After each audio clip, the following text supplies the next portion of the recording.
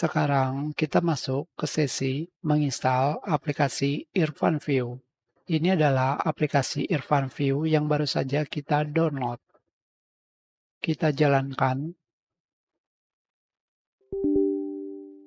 pilih Yes.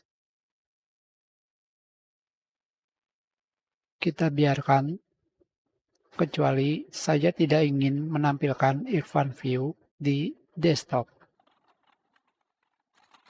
Next, next, next, next.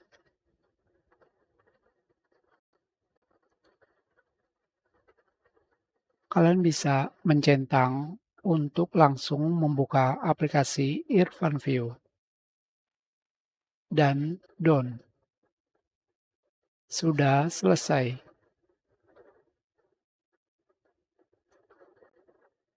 Sekarang kita coba.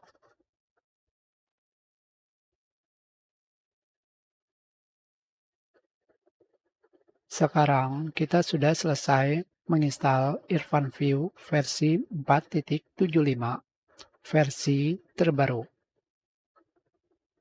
Kita sudahi pelajaran ini. Terima kasih.